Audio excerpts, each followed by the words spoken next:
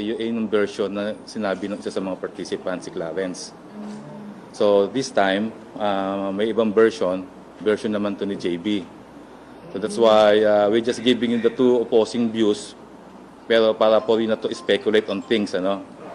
So until such time that the CIDG will have its final say, because we commissioned the CIDG to be the lead agency on this investigation. So the CIDG people will be the one who will give the final say on what really happened.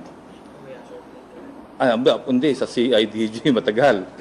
Kasi until this time, naghihintay sila ng advice sa mga doctors kung pwede nang kausapin yung mga inmates doon. Pero yung version ni JB, pwede na?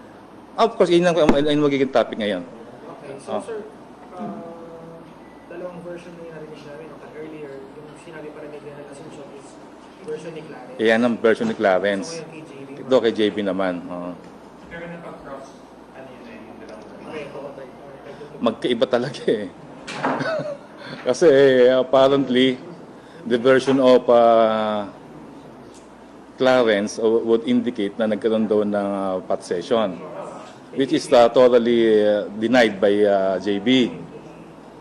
So that's one of the actions that will be taken by the upon my instruction sa superintendent na mag-conduct ng drug testing to fish out kung talagang totoo yung kwento ni Clarence. Sir, after the initial incident, ano yung reaction? Ano yung quick reaction kumbaga ng staff doon sa... Of course, maski naman siguro sa normal human being, talagang inilabas kagad yung mga wounded. Pero nagkalugan ba? Bigla? Meron. May mga sa magiging sasabihin ng ating investigator, may mga lumabas na mga at least mga 5 weapons, ano. Kasi nung nagkaroon ng melee, pumasok kagad yung SAF, pinadapa yung mga involved, and then they were ordered to throw out yung mga weapons. Ano po yung mga weapons? Panay-bladed weapons lang naman. May, ano sir? Yung talagang ice pick siya? O Ice pick. The one that was found dun sa at least one of the deadly weapon, yung nakita dun sa kama ni Tonico. Hindi siya sir yung tipong ginawa weapon. Talagang ice pick talaga. Ice pick talaga siya. Ilang kama nito? Pang ilang piraso? Still have to find out kung ano yung mga involved kasi 5 yung tinapon eh. So, ayan, hintayin natin yung ating investigator. Sabi mo lang isa rin joke mo. Nahuli ka. Makukulong ba sila siya? Doble kulong, ano.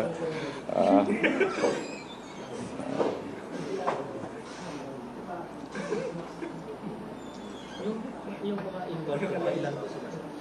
So far, 7. 7. Yung 4 yung nasa hospital, tsaka meron pang 3 na-involved na hindi naman wounded. Sino nasa hospital? I think it is Vicente C, si Peter Ko, Tonico was already pronounced dead, tsaka itong si JB. Just clarification, kasi nabanggit ni General Asociación na si Vincent C. was brought to hospital ng Maynila. Tama ba? Eventually, it was transferred here sa Hindi ko lang bakit ganun naging procedure nila,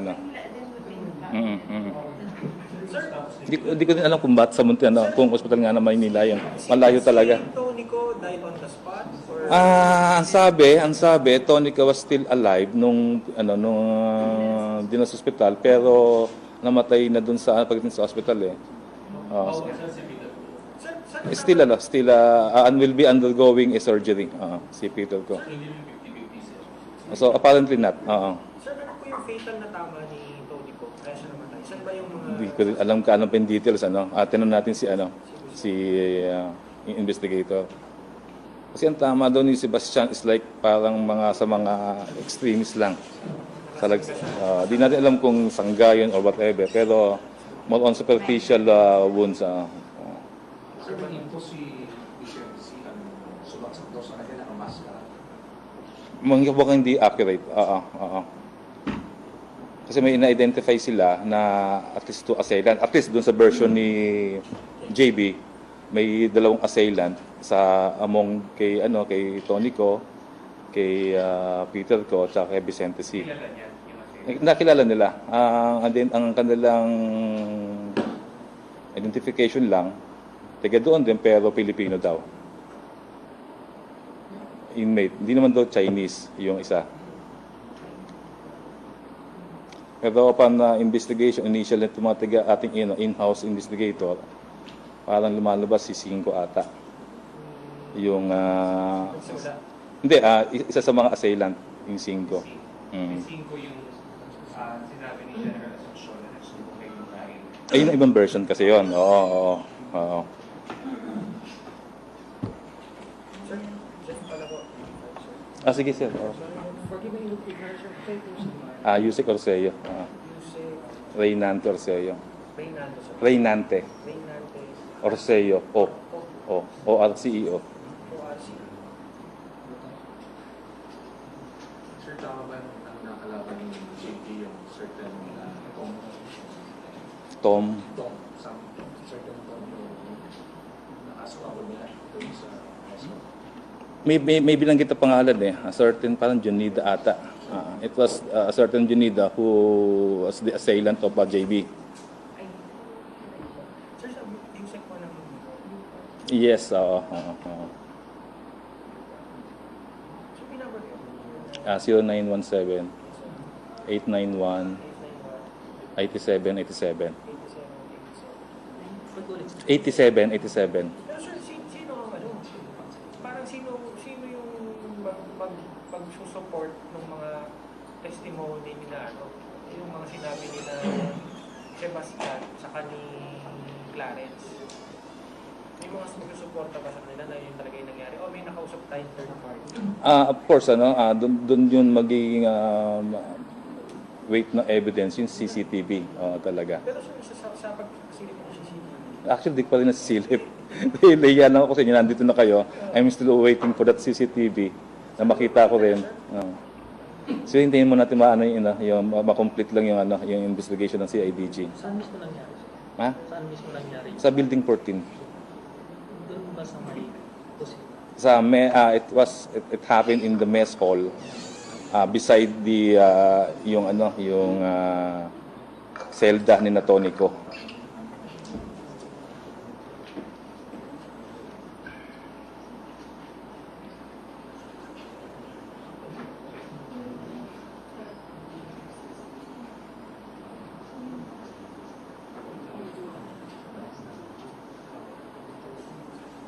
sir, kung ang itsura po ng cell, ano siya sir? Parang square ba siya? Square siya eh. So, Parang from the ito yung parang building 14. na parang ito yung nandito yung yung ng mga inmates, parang meron ditong May sala. meron ditong visiting area. The mess hall was here. Nandoon din yung kay Tonico. Ito, all the rest kasi may mga yan. So, ito Zelda. yung kubol ni Tonico. Tapos to, mess hall In- ito.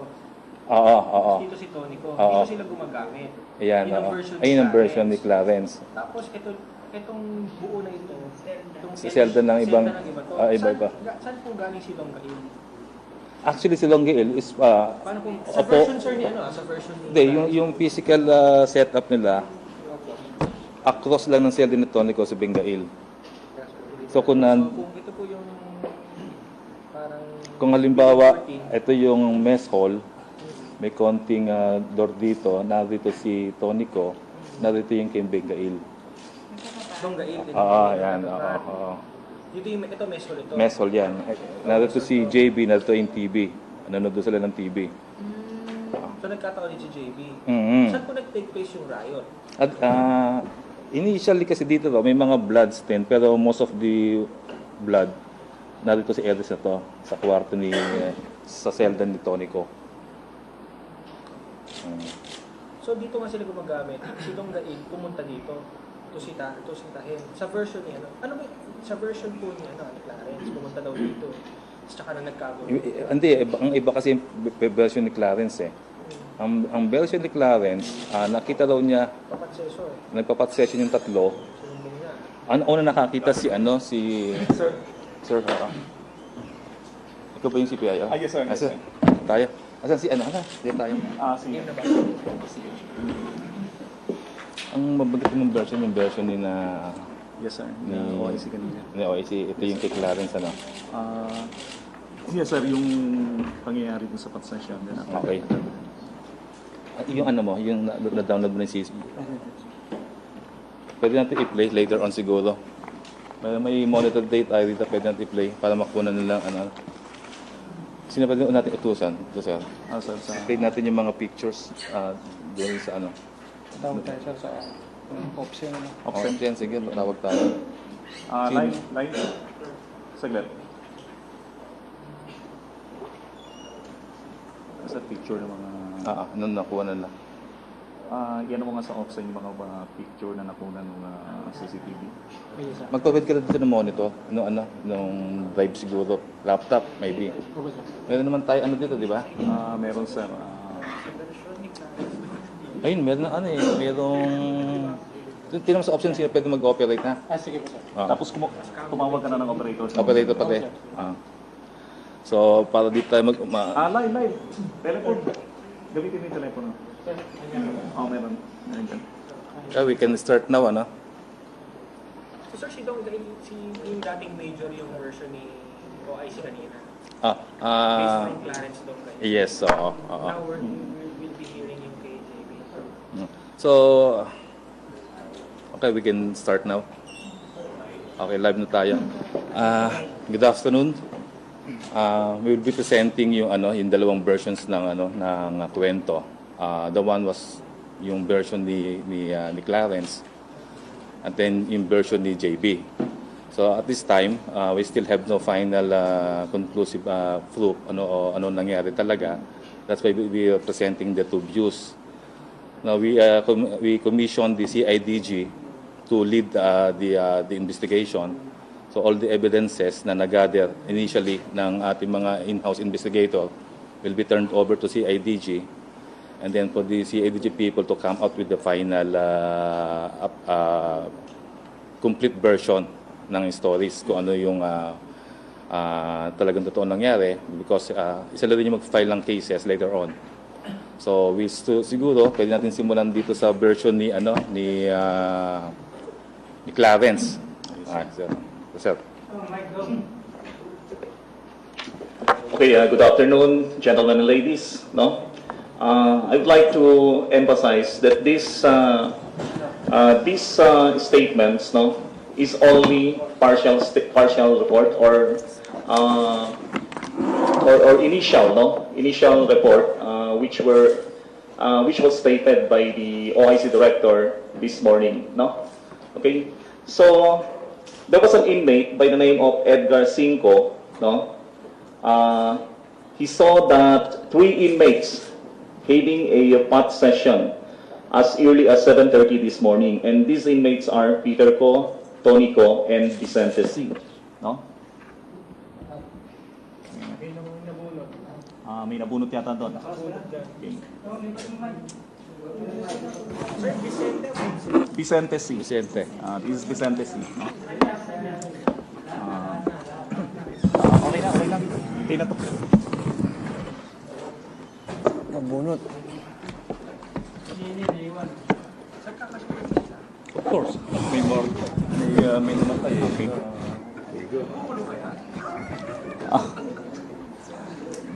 Okay na, kahit walang mic, malakas naman ang boses ko Okay.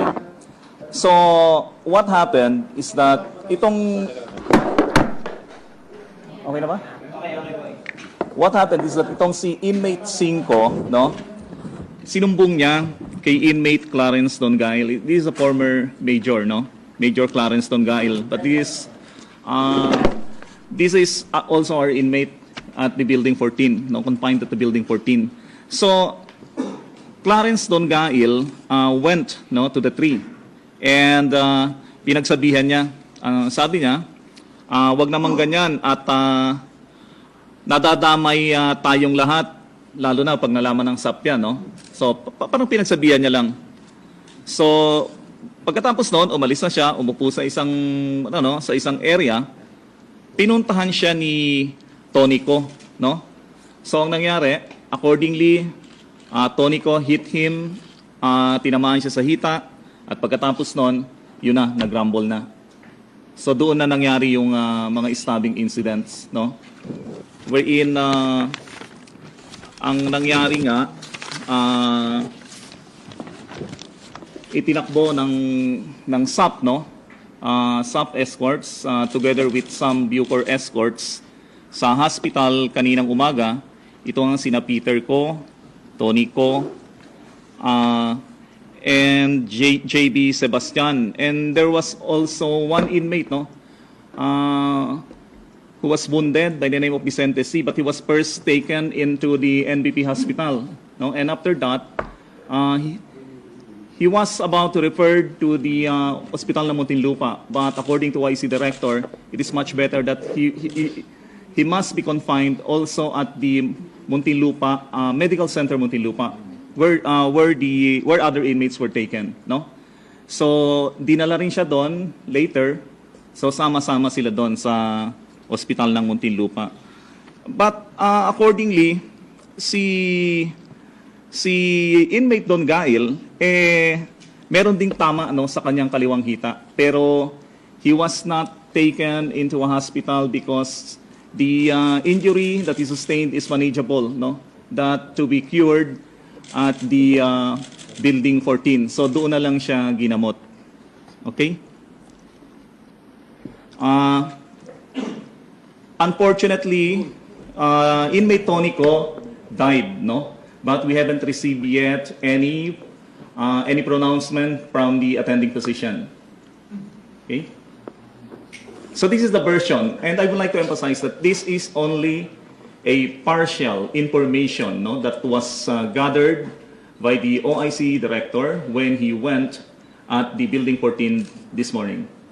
Okay, but the OIC director would like to investigate this, no, this matter, to make a thorough investigation on this matter, and that's why he asked the members of the investigation section of the New Bilibid Prison to proceed to this one, no? Kinakailangan maimbestigahan ng mabuti at tingnan yung lahat ng angle. And he instructed the investigators, no, as much as possible, proceed with and collect the pieces of evidences that could be that has something to do with the case, and also these statements, no, to take the statements of those injured person presently confined at the hospital, and then later the investigation section would come out into proper evaluation and then recommendation of the case. But I understand that it has sir, been brought to the CIDT already, no? Yung mga... Yes. Na-turnover mo na. Na-turnover nyo na sa CIDT. Ay, nasa inyo pa rin. Okay. So he's one of the investigators, no, that went into the building 14 to investigate and at the hospital. Okay. So as of today, we could not pronounce the entire details of the investigation because what we need is proper study and proper evaluation of the case before we could pronounce so. Sir, clarification lang. Si Tony ko po ang lumusog at inatake ko niya si Don Gael. Teka. Natin sa ano. Okay. Yes. It was Tonico. Sinugod niya si Don Gail. Sino na po yung kasama po ni Tony ko ng paglusog? Well, accordingly, based on initial report, si Tonico lang. No, hindi namin nakakuha pa yung ibang details of investigation kasi sabi ko nga this is only partial investigation which gathered by the OIC this morning. Kung si Tony ko lang po yung nasugatan, ay lumusog, paano po nasugatan yung ibang Chinese? Hindi, nagkaroon na ng rumble. So yun nga yung iniimbestigahan natin. Nagkaroon na ng, bigla na lang nag-rumble. Alam mo naman dito, di ba, parang ano yan eh. Kahit sa isang grupo sa labas, no? Kung meron kang mga kaibigan dyan na nandito, nangyayari talaga yon. So yun nga yung, kaya nga kailangan natin imbestigahang mabuti kung ano talaga nangyari. So far, yun lang kasi ang binigay sa Public Information Office na mga informations At sabi ni OIC, hayaan nating maimbestigang mabuti to. And that's the reason why there were team from the SOCO of Muntinlupa this morning. And there were also elements of the CIDG who went there for this investigation. So we'll wait for further actions and recommendation. Sino po ang nakapatay kay Tony? Sino po ba? Dahil siya yung Yes, wala pa tayong ika nga malinaw na pronouncement tungkol diyan kasi kailangan nga maliwanagan muna lahat based on investigation. Sir, Yes. Jeff Camas po, TV5. Sir, paano po pumasok sa picture si JB Sebastian? Yun nga, pagdating ng Rumble, I think JB was there, malapit. Ang hindi natin makuha talaga kung anong angulo, bakit siya nandoon, pero accordingly, sabi nila, there is always a conduct of morning exercises, and that is the calisthenics in the morning, no? But it was postponed at the Building 13 because of the heavy rains, no? So, kaya siguro nakatambay daw sila doon. Yun yung mga lumabas, no, sa malapit na nakatambay doon. So, syempre, siguro pagka nung nagka-rumble na, ayan na, naghalo-halo na yung pero ito naman iniimbestigahan na nating mabuti, no? Ang Bureau of Corrections naman, no, kami, ang unang-unang instruction kanina ni OIC Director Rolando Asuncion sa investigation section, imbestigahan yung mabuti. Ang gusto ko, kung ano yung totoo sa investigation nyo, yun yung ilalagay nyo sa investigation report. Sir, can you confirm or deny this? Kasi ang mga iba pong mga umong-umong na nangyari, si JB Sebastian po yung sumugod dun sa ibang mga inmates. We really don't know the name of sino. Pero ang sinasabi ko, sinugod ni JB because of the house hearing. Can you confirm that, sir? Okay, hindi ba itatanong natin yan, no? Alam nyo naman sa mga ganong maraming naglalabasan, no? Kaya nga, kinakailangan natin imbestigahan yan, eh. Kasi pag hindi natin inimbestigahan yan, kasi kami, as much as possible, we don't believe right away, no, to any rumors or any statements made. But we have to evaluate that very urgently. Kinakailangan nating i-evaluate lahat yan. Hindi pwede, in the investigation, you have always to come out, no, with pieces of evidences. Ano ba yung matibay na maglilink talaga sa mga statements na magko-corroborate sa mga ganitong pananalita. So titingnan natin lahat ng angle. Who's the attacker of JB Sebastian, sir? Is it true na isa pong Tomas Donenia yung umatake po sa kanya? Tomas Donenia? Parang lumulutang yung no? Kasi kanina, binigay sa akin yung mga profile nitong iniimbestiga ng IS, no? Brad, Okay. So, isa yata ito si Tomas Donenia na iniimbestigahan natin ngayon, no? So, ganito, no? Magkaroon tayo ng different version naman. Kasi yung Tomas na yan, ito yung version ng ni JB. Yun. That's why we're having these two, inanalos namin two different versions para mawala yung speculation na napaka-low data yung facts, may speculation na may connection sa house hearing. At this time, pwede namin sabihin na wala yan. Kasi in so far as the two versions are concerned, hindi ganun yung lumalabas. So yung as to the speculation kung si JB ang umatake, we still don't know that.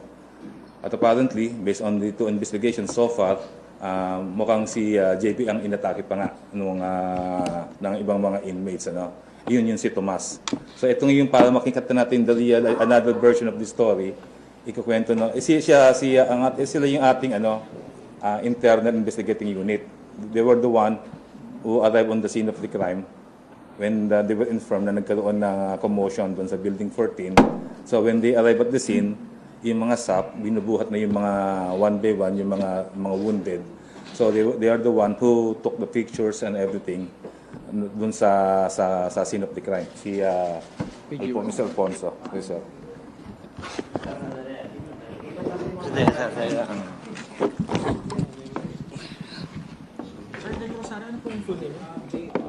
Sani na lang. Saan kayo po ang Saan ang address you? Inspector? Yes, sir. Minsan sa sa Cargen, sa TV kasi sir, lalagyan ng title Inspector. Sir, clarification lang. Lahat sila are from building 14. Yes, Or JB is from 13. Lahat sila, building 14. Sir, kayo po. Prison guard. Dennis Alfonso. O2 sir, ng dalawa. Hindi, yun lang. PG1. PG1. Dennis Alfonso. Dennis. Alfonso. Ay, of course, pwede naman na. On record naman yan. 07. 9432. 431. Pwede 431. hingin kay, ano yun, kay Superintendent yung mga po. 0907-943-431. Ayun pala, oh. Okay sir, sige sir Dennis. PG1. Sir, sa version na yan. Ano naman yung version ni JB Sebastian? Kwento lang sir. Sir, at around 8:15, naka-receive po kami sa investigation section ng call from the operation center na meron nga daw pong nangyaring insidente sa Building 14. At around 8:20, apat po kaming investigador na dumating sa Building 14. Pero hindi na po namin inabutan doon si JB Sebastian, Peter Ko, at si Tony Ko, at si Vicente C. Naitakbo na po sila sa ospital.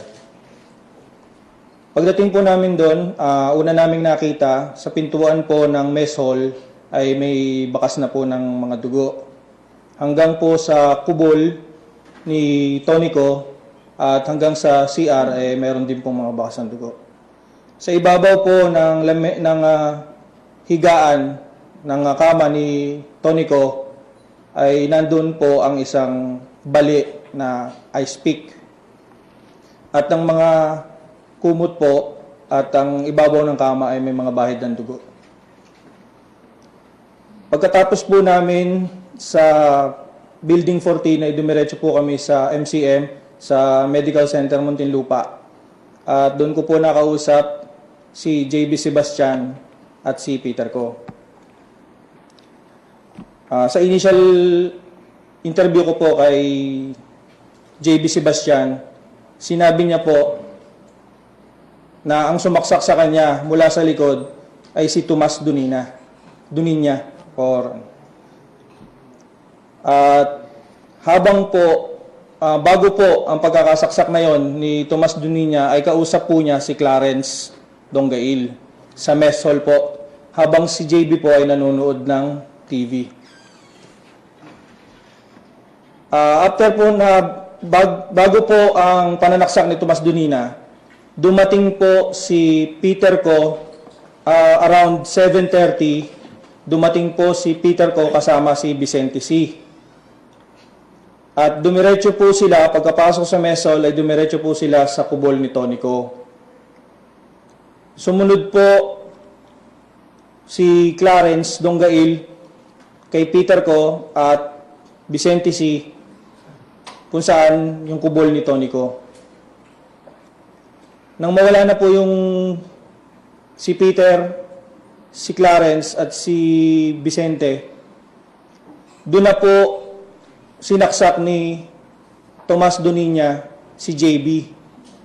Nagpambuno po sila at nagtamo po si JB ng saksak sa kanang dibdib. Ayon din po kay JB, habang sila po ay nagpapambuno ni Tomas Duninya, ay naririnig niya po sa loob na sumisigaw yung mga Chinese inmates. Parang nagmamakaawa, yun ang sabi niya sa initial interview niya. Yun po yung version ni JB. Ito naman po yung version ni Peter Ko. Around 7:30, pagkatapos niya pong mag-almusal, ay nakatanggap po siya ng tawag, o tinawag lang po dahil gusto daw siyang makausap ni Clarence at pumunta siya sa mess hall. Ang sagot po ni Peter Ko, ayokong pumuntang mag-isa. Sama ko si Enteng. He was referring to Vicente C.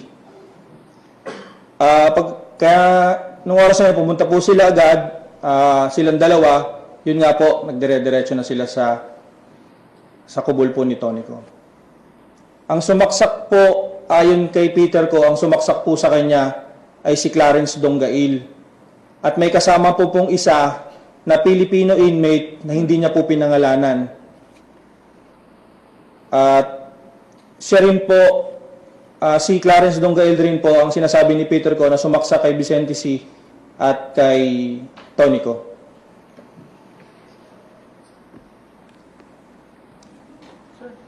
Sir, yung anggulo ng droga, dun po sa post-crime investigation, meron mo ba nakuha mga drug paraphernalia?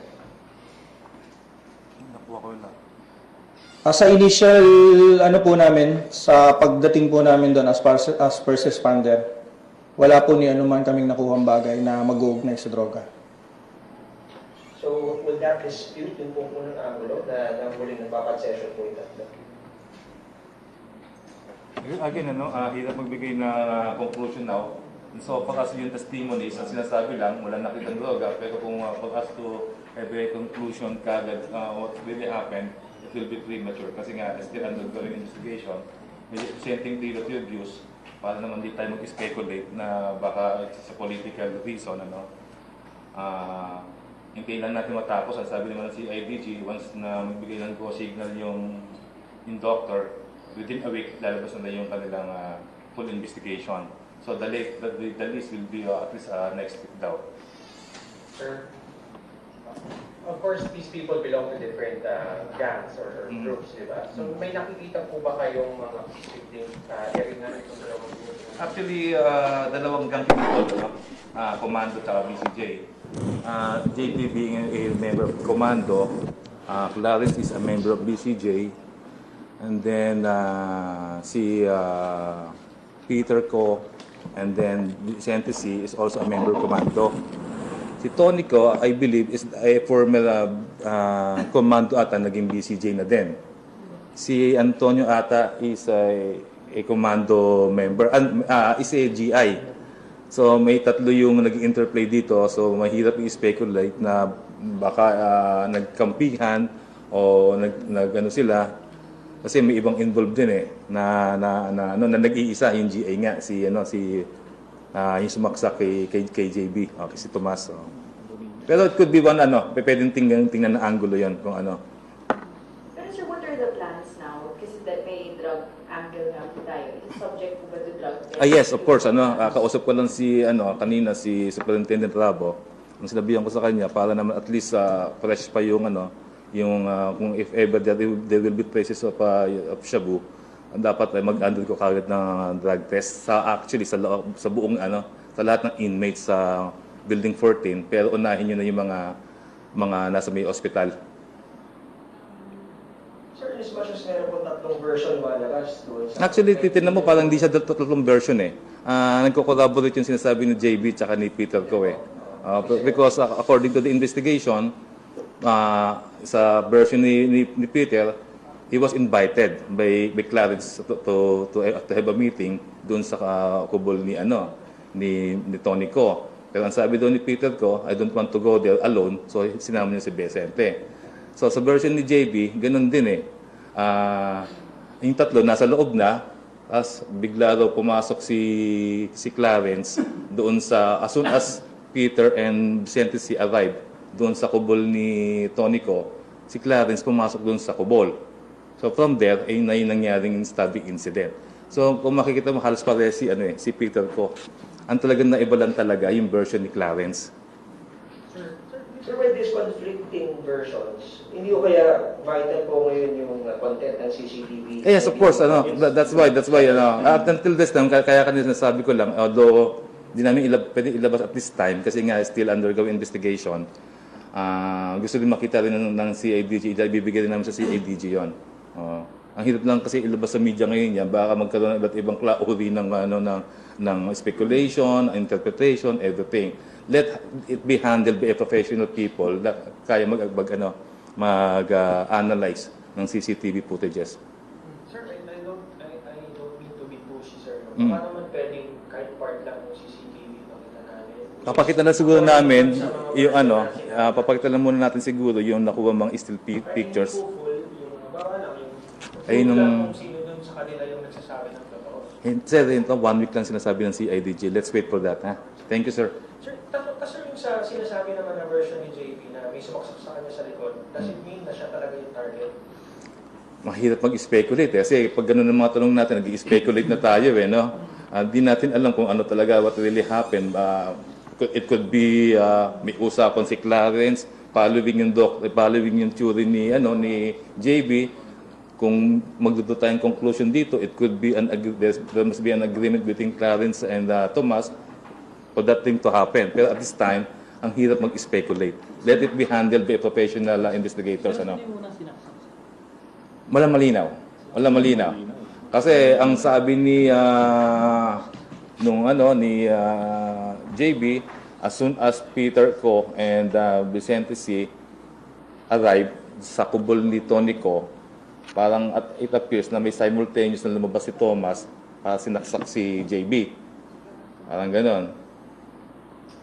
So we're looking into, because of the testimony, ang mga nagdilid sa amin is to look into the three possible deadly weapons. Kasi apparently, lumalabas sa kwento, tatlo yung assailant. So definitely, there must be three deadly weapons here. Hindi pwedeng isa lang na nakita doon on top of the bed ni Tony Ko.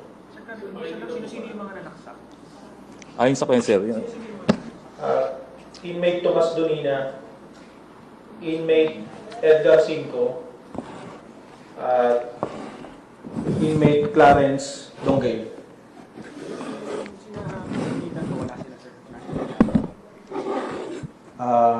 Still in investigation. Pero sa ngayon, sir, ang malinaw, yung tatlo yung Ang malinaw po na ayon sa kwento ni JB at ni Peter Ko, si Donggail, si Clarence Donggail at saka si Thomas Donina ang may hawak na deadly weapon. Pero sir, sa CCTV, malinaw po ba na makikita yung sinasabi mo sa version? As of now po, hindi pa rin po namin napapanood yung CCTV. Actually, we're waiting for that doon sa sa Director's Quarter. Kanya lang medyo ba mainit na kayo, kaya nagpunta na kami dito. Kaya di rin namin nakikita pa yung CCTV pa rin. Pero meron. Parang doon mo kasi natin makikita. Of course. Natin Oo. siguro pakita lang natin sa mga picture para may happy na. Sige, baka pwede i-play na yung statement ng cooperation. Sir, Parang sila. Thomas Donina. Sila ang sumugod sa kubol. Sila. Group sila. Bali yung dalawa. Lumalabas na si Edgar Cinco at si Clarence ang sumugod sa 3 inche. Si JB, solo lang siya kasi malaking tao rin to si Thomas Donina. Dati itong Philippine Navy. Ang actions to be taken, Sa likod. Hindi alam yung magbibigay na sa kanya, sa salaysay niya, hindi niya alam kasi nunod dyan TV, bigla na lang siyang... And then, wala naman total lockdown sa buong NBP except sa Building 14. And then, naka-full alert yung NBP. Kasi nga, kung may mga guns na involved dito, baka magkaroon ng spillover sa ibang Clarence Donggail at saka si Edgar Cinco ang... Walang access. Walang access. Yung Building 14 lang ang may total lockdown. Pero pwede Sa iba, yes. Although naka-full alert yung NBP sa buong NBP facilities. Are we also investigating kung paano nakapasok yung mga contraband items na yun? Paano nagkaroon ng ice pick and other... Awan ko kung nandito kayo kahapon, nung install namin yung jammer, may mga pinakita kami may mga pinakita mga gamit na kung saan tinatago nila yung mga prohibited items. So it looks like na talaga mayroon pa talaga mga nakabuon on previous engagement doon sa loob ng mga facilities. Baka nakabuon sa lupa. Kasi kung nandun kayo sa hearing ng Congress, if you're aware of that, ang mga nakukuha ng SAP talaga yung mga prohibited items nasa loob ng mga sink sa ilalim, sa mga laboratory, sa mga bowl, o talagang underneath. So it may happen na talagang meron pa talaga but then the SAP is guaranteeing us na talagang wala na nakakapasok. But then kaya ang ginagawa ng operation ngayon, surgical na. talaga iniisa-isa na lang talaga. Oh. After the incident, sir, meron bang galugan na nangyari sa building 40 today? Sa ngayon, wala except that yung pumasok yung SAC dun sa scene of the incident, sinabihan nila dumapa yung mga inmates involved, and then ito yung mga whatever weapons that they have. So ang lumabas para mga 5 bladed weapons yung itinapon nila na nasa custody ng mga ating investigating unit. Yung sinasabing mga Building 14. Folder Building 14. Parang ganun lang kabilis eh. Actually, mabilis. Oo. Kasi mabilis din yung responde ng SAP. Kasi- According to Colonel, one Colonel, no, at the Operation Center, nung napansin nila na nagkaroon ng commotion, rumesponde kaagad sila, kaya mabilis yung naging pagkilos. Kaya nasa Wataka agad at nadala sa ospital. No? walang ibang pag-uusap. Damay yung pito lang. Ay, hindi, yun nga. Kaya nga iniimbestigahan natin. No? We're conducting at least a deeper investigation on the matter. Isip lumalabas po doon sa pangyayari. Kaya na po yung nagsabi ko, pabilis po yung mga pangyayari. We have reasons to believe that this was pre-planned, na hindi po siya spur po siya. Paano po? Ang basa po niya. Ang hirap mag-speculate kasi kung tingnan mo yung testimony ni yung sinasabi ng version ng JP, apparently, ako tatanungin mo personally, parang it is a pre-planned operation. Kasi nung in-invite ni Clarence yung dalawa to have a meeting, pagpasok daw sa may kubol ni Tonico, lumabas si Thomas, and then from there, sinaksak sa JB. Kung yun ang paniniwalaan natin version, it looks like a pre-planned. Pero sabi ko nga, hirap magbigay ng final word on that. Kasi nga, still undergoing the investigation. And also, sir, to investigate and also, yung kwento po ni J.D. Sebastian na sumaksak po sa kanya daw itong si Tomas Dueñas. Yung nauna po yun, bago niya narinig yung sigawan sa loob ng kwarto ng mga Chinese. Hindi. Nauna po yung mga Chinese. Ayon kay JB, habang sinaksak ni Duniña si JB sa likod, naririnig na niya na sumisigaw yung mga Chinese sa loob na maawa ka. Yun lang yung nabanggit ni JB na naririnig niya sumisigaw. Nauna po niya narinig yung maawa ka. No, simultaneous yun. Pagkasaksak, naririnig na niya. Sinasaksak, nagpasaksak, naririnig niya. So sa version po ni JB, dalawa po yung venue ng attack sa kanya, sa area niya, doon sa common area, at doon sa kwarto po ni Tonico. Ni Tonico. Okay na yung pwede na. Sige, i-play na natin para Siguro patayin niya ilaw, bawasan natin. Bawasan natin yung ilaw. Tanggalin natin. Sino po yung mag-describe nito, sir? Sino mag-describe? Kayo na po. Thank you, sir. Dapat natin tanggalin to. Yung Saan? Ayun pala, ayun.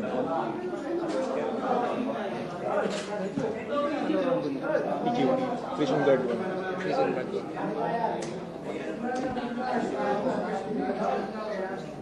Ilaw pa, patayin niyo pa ilaw.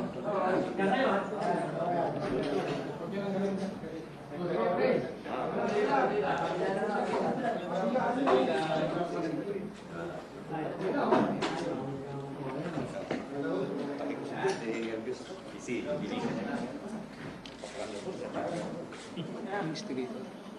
Ang BB investigator.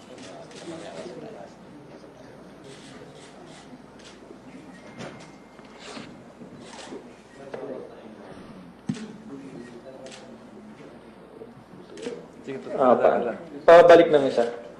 Etong nakikita nyong may mga kumot na takip, yan yung mismong sinasabing kubol ni Tonico. Ganyan na lang yung itsura niya. Tabing lang siya ng kumot. Sa likod niya mga kumot, nandun yung kama. Next. Ayan yung kama ni Tonico. So, visible pa yung ice pick na bali dun sa may ibabaw, sa may...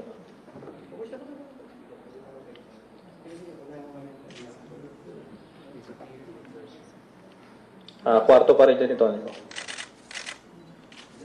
And yung kama, then nandito sa may left side, yun yung alleged weapon.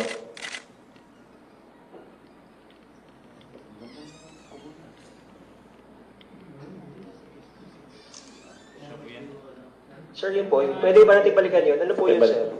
Yung powdery substance. Ano po? Ano yan, galing yan doon sa garapon, maybe hindi namin, white, asukal siya or harina kasi ginagamit lang sa pagluluto.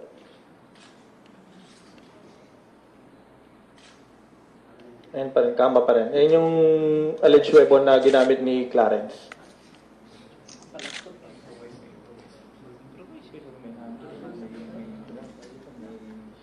Ayan po yung bloodstain na sa CR. Nakita namin sa CR. Sa pintuan, bloodstains na.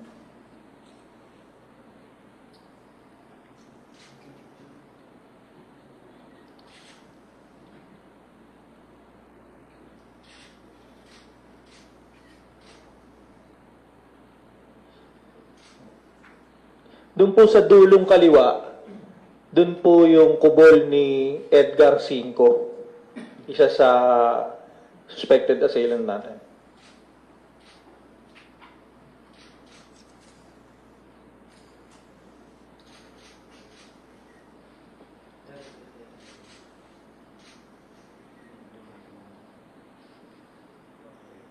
Blood splatter po sa ilalim ng sa may tabing kama ni Tonico.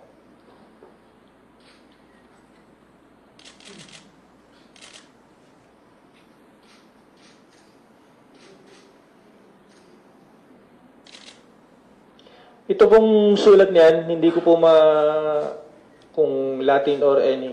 Nakasulat po yan all over the kubol ni Edgar Cinco.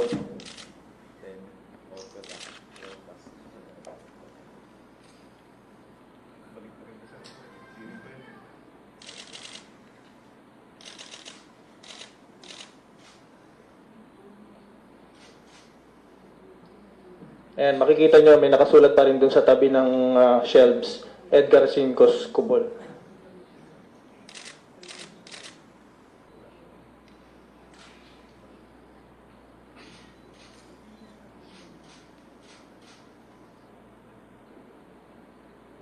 Sa, ano po yung bloodstain na yan? Sa kumot, dun sa may pintuan ng dun sa may pagpasok mo sa kubol ni Tonico. Different angle nung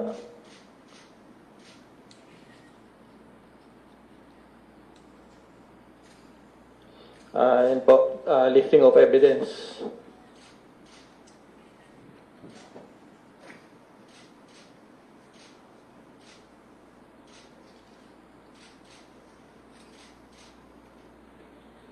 Yan po, kubol po yan ni inmate Rubenchu. Yan po, abandoned dati po yan kaila inmate Pacho. Kay Edgar Cinco pa rin po.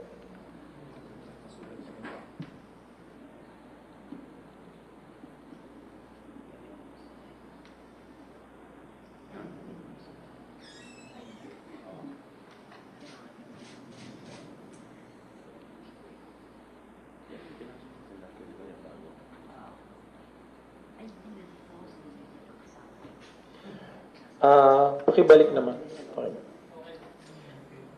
Si inmate Clarence Donggail po yan. Yan po yung sugat ni Clarence.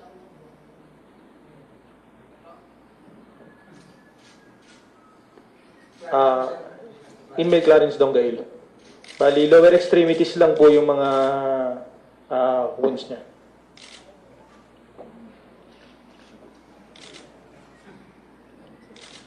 Yung sa hita, yung ayon kay Clarence, saksak ng ice pick.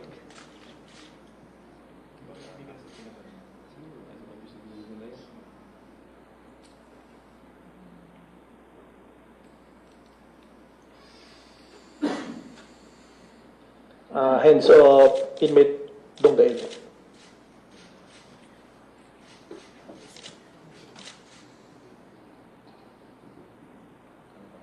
Inmate Donggail pa rin po yan. Ito yung mga deadly weapons na tinurnover sa amin ng Special Action Force.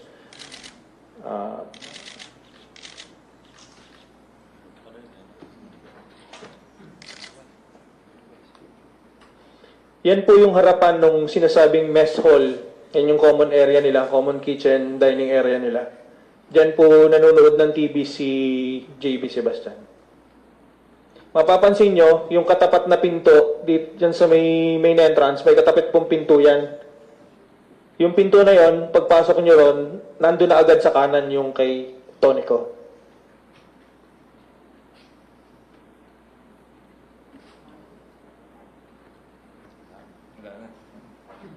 Okay. Okay na. Happy. Sir, yung kaso na lang po. Kaso. Kaso? Sino yung, sa dami nung version, sino yung kakasuhan po natin, sir, dun sa mga ano po natin? At ano po yung... Siguro, after the investigation yan. Oh, sige.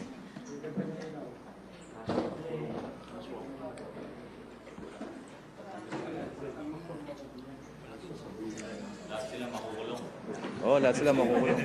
Bubulok sila sa kulungan. Okay na po, boss. Okay. Okay na po, boss.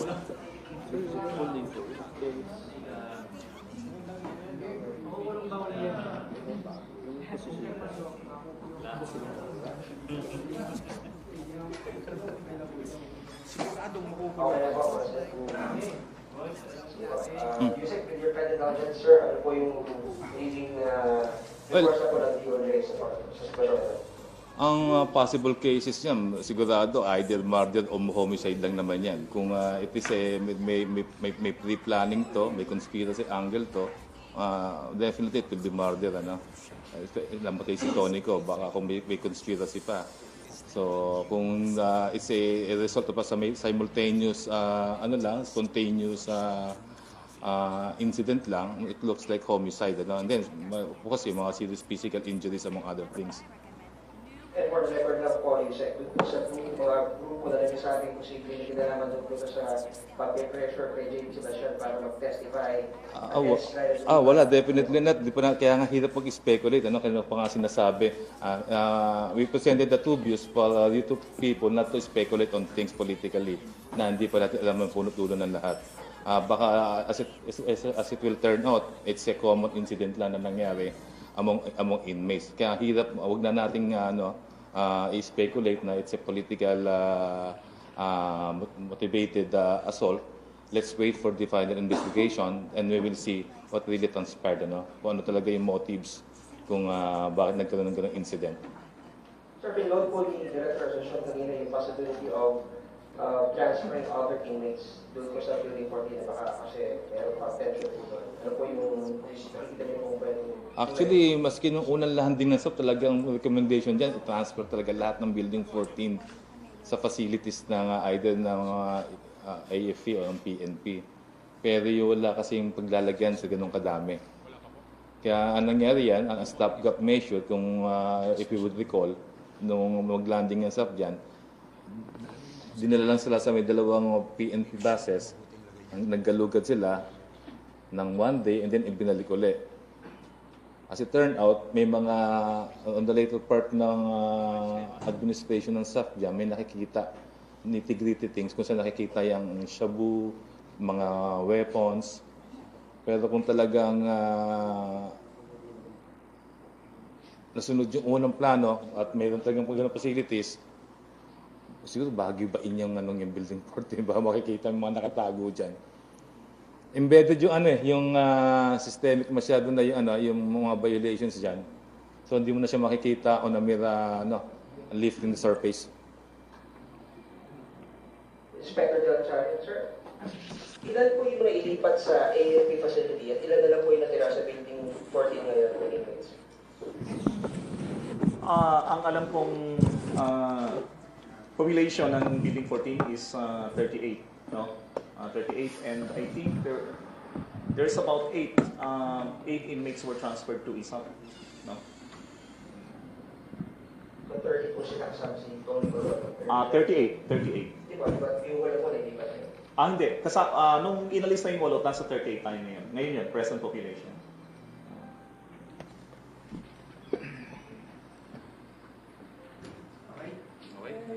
Okay na. Okay, thank you for coming. Salamat. Thank you for coming.